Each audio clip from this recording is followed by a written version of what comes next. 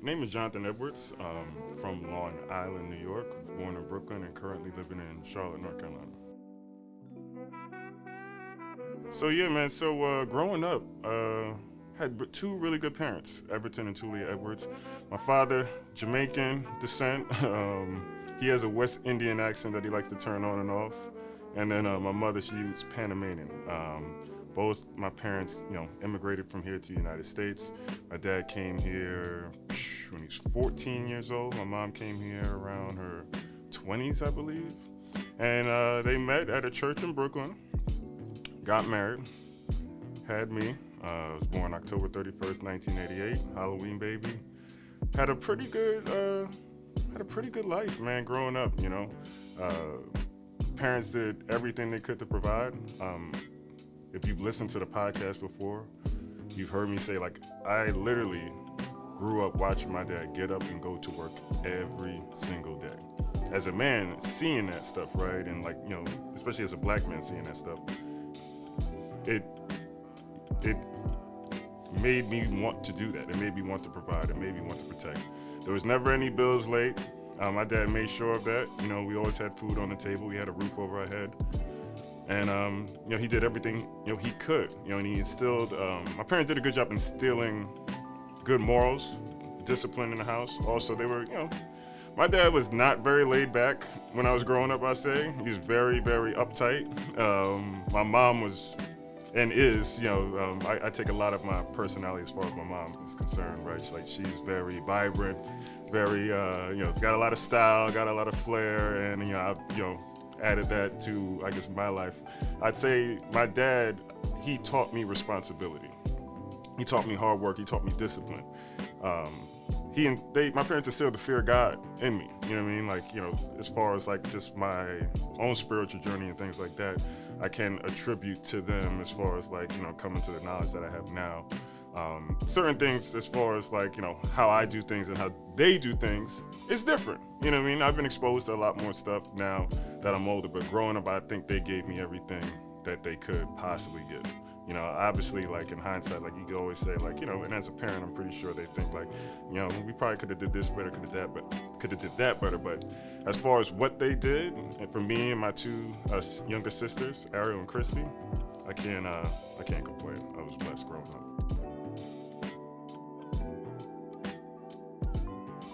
So, where I grew up, right, because I was born in Brooklyn, but we didn't spend much time in Brooklyn, right? So I grew up in Elmont, Long Island, which is, literally right outside of Queens, okay? So I grew up in a really nice neighborhood, suburban neighborhood.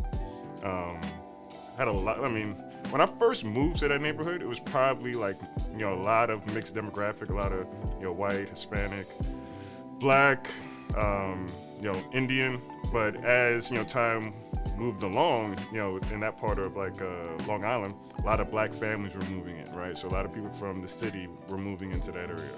People from Brooklyn, people from Harlem, the Bronx, Queens, right? So by the time I got to probably 7th grade, the demographics of Elmont were completely different. But for the most part, there wasn't a lot of trouble and crazy things happening. You'd have some occasional stuff happening there, here and there. But the thing I think when I was younger, first of all, I ain't had no passion for school. Part of it was too easy. So, what's the point of trying hard? When you have, school wasn't hard for me. I just didn't want to do it. And I think, certain things as far as, I always grew up challenging, different types of societal norms, right? Or at least, I would challenge, the idea of certain things. I used to tell my mom, homework is criminal. Why are you giving me homework after I've been to school for 8 hours? That's crazy to me. That's nonsense. I want to go play. I'm a kid. You had me sitting in a classroom for 8 hours, and now you want me to go home and do more work? So certain things, I always, would challenge it. And, in school, to be honest, I was, one of those kids who were, not a bad kid. I wasn't disrespectful, but I would always question stuff, challenge stuff. And, in the way the American educational system is structured, you can't do that as a kid. That joint is built for you to basically go work for somebody else. And I could never, those ideas I wasn't conforming to. But as far as just the environment, my influence were my dad growing up. I was into sports, right? I played basketball in college, played basketball in high school. I was, coming out of high school, I think I had like around like 14 Division I offers coming out of high school, right? At a young age, I think so I went to like Elmont Memorial High School. At 15, I actually moved, like by myself, not with my family. Like at 15, I moved to South Jersey for basketball, for the specific reason to play basketball. I played at Life Center Academy, graduated from Living Faith Christian Academy, right? And, through that process, like, even just coming up as far as like just in the sports world, right? Because that's what I do. I'm a basketball guy, right? But growing up in the sports world, like you come across a lot of different types of people. I've had roommates that were from Poland, Senegal, Nigeria, Southeast Asia. Like I've met a lot of different people from a lot of different places all over the world through sports. But like a lot of like my influence were athletes. A lot of my influences were, like, to be honest, like a lot of like entertainers. Obviously my dad, and then, the men around my family, because I had a lot of uncles, because my mom's side, she had like 6 sisters and like their husbands and stuff like, so a lot of like really good like black male influence, and some not good. I wouldn't say like necessarily bad influences, but like, I grew up, I wanted to be Michael Jordan. When I grew up, I wanted to be Kobe Bryant. I wanted to be Kevin Garnett, right? So that's what I like worked towards, and that's what I tried to attain. And certain parts of my life, like growing up, like I had an awkward childhood because like I didn't do a lot of things like a lot of my peers were doing. Like I didn't go to my high school prom. I didn't go, like, because I didn't want to. It wasn't something I was into, right? Not to say I didn't have a social life, but certain things, like, once again, as far as like the way things were structured, I always would question it. So I got a lot of like really good life lessons, but I had to grow up really fast because of the environment I was in. Because of sports, right? And in sports, where a lot of people don't know this, especially, you're talking about youth sports, right? At a high level youth sports, there's a lot of sharks. And like as a 15, 16, 17-year-old kid, and I'm dealing with all these different types of adults. I've had drug dealers give me money, for basketball, to play in this game. Like I had like dudes betting on me, and stuff like that. So like as a kid at 16, 17, let alone my parents were not around. They were not in the picture, right?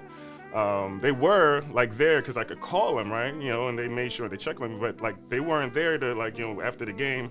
I wasn't going home with my parents. I was going home with my coach. Or I was going home with, somebody else, who was, around like, the program that I was a part of and stuff like that. So a lot of growing up, I had to like learn a lot fast, right? When I was growing up, 17 years old, 6'8", about 200 pounds.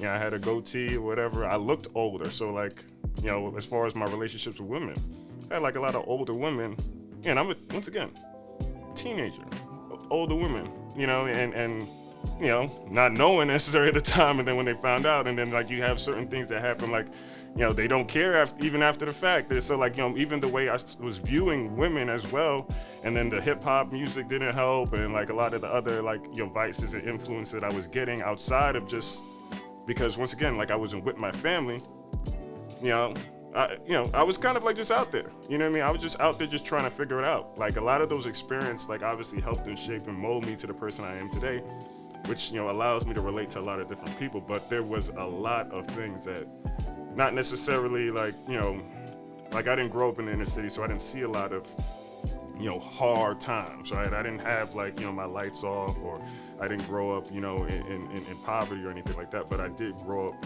in, I would say, a chaotic environment, to be honest.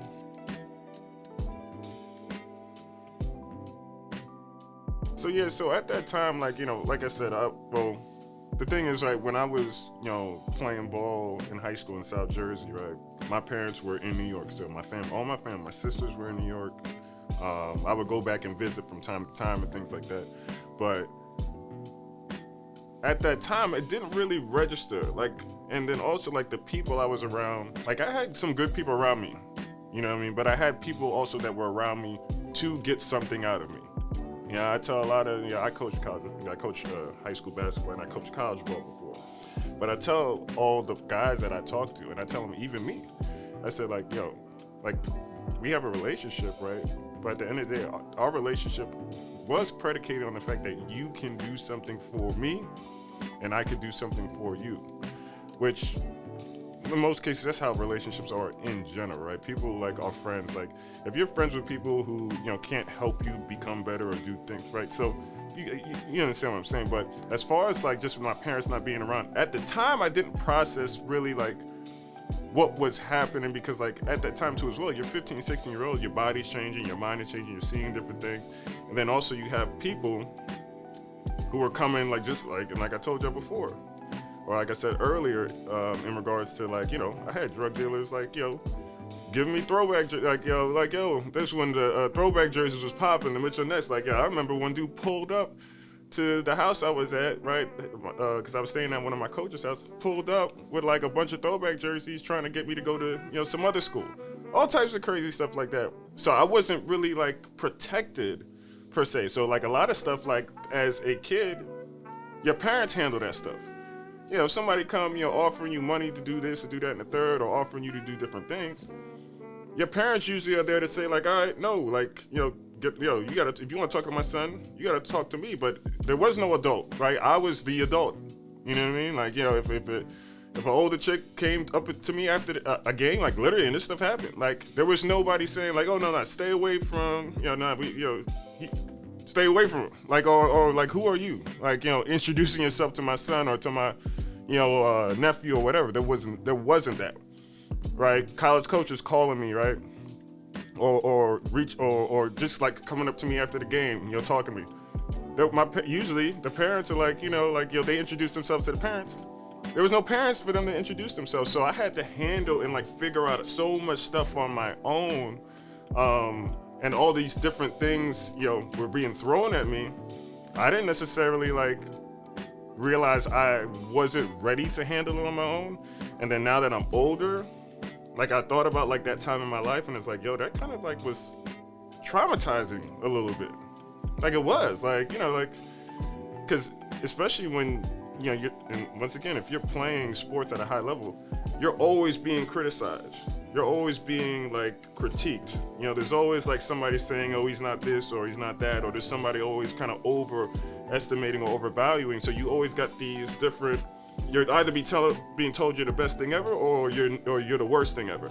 And like as a kid, to hear that and just to hear these things being recited and what people are saying, and like people who actually control your future too as well. Because these are people who control where you go, your future, where you're going to end up going to college at, if you're going to play in the NBA, if you're going to play professionally, where, all types of different stuff. So like, as a kid, like you do need an adult there to kind of like shield you. You need an adult there to help you process all this stuff that's going on and it's happening. And unfortunately, I had to do a lot of that on my own.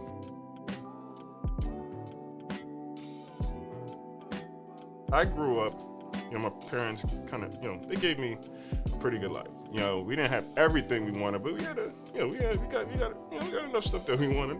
And they did a good job as far as raising us. But I think once again, like in that time period, when I was like 15 to like 19 years old, because so much is changing, like you change so much in that time period. Me not having, my family with me through my day to day was tough, because like all these different things that were happening, all these different changes, all these different, things that were, were coming up in my life, like they weren't there. You know what I mean? Like they weren't there. Like they were there. Like you could talk to them. You know what I mean? You could call them, but like sometimes as a kid, you don't know who to call them. And they don't see, you waking up every morning, what your mood is every morning. That was kind of hard. And once again, I didn't realize it. A lot of times, like we go through like certain things and it's tough, certain things in life, and it's hard, or it's tough, or it makes us, uncomfortable or whatever, right? And sometimes we don't necessarily like are able even to process that we're depressed, that, we don't know. Sometimes, how many people when they're depressed know they're depressed? How many people, when they're dealing with anxiety, actually know in that particular moment that it's anxiety that they're dealing with? So that's, you have to have somebody there to kind of like say like, what's going on with my kid, or what's going on with them? Like, so that's the thing, is like, as far as you're growing up, not having that, or not having enough of that support, It affected the way I viewed people. It affected the way I viewed relationships. It affected the way that I viewed relationships with women, and other people too as well, my friends, family, all types of different stuff. Like even certain things that like I held in for a long time that I didn't know were actually bothering me. Stuff that I didn't know that actually was like, hurting me, right? That brought trauma to my life. I didn't realize it until way later. I was like, oh, that's why I was like probably depressed. So I probably had like, some type of like depression or anxiety or something like that at that moment. Cause like, I was not my best self at that point in time. And like, now I'm 33. I hope, I don't have any children yet, but when I do have children, I hope to kind of provide that emotional support that they need, that they can come talk to me, that they could come have these conversations, that I could be there to see it before they do too as well, or as they're going through it. Because that's the thing, like, the hardest person for you to see is always yourself. Right? The hardest, like, it's easy, I gotta tell people like this, I'm good at giving advice. It's like the hardest thing is me taking my own advice. And that's the thing, we as people, we as black men gotta, make sure we do better. So for a lot of the young men who are coming up, especially because I deal with a lot of these kids, I talk to a lot of these kids, so I'm not saying anything now that I haven't said in the past to anybody else, but like this business, and it's a business at the end of the day. Everybody has to remember that like, all this, these people are not reaching out to you because they like you. They're reaching out to you because like you can provide something for them. So the best thing is to do, especially in a lot of these kids now are young, receiving these type of different offers and stuff like that. But I would say is that like, enjoy the process, right? Don't get too high, don't get too low. If anybody says anything terrible about you, and it's really not even based on your character, like, and that's the thing a lot of young players need to understand, like, they're talking about your performance, right?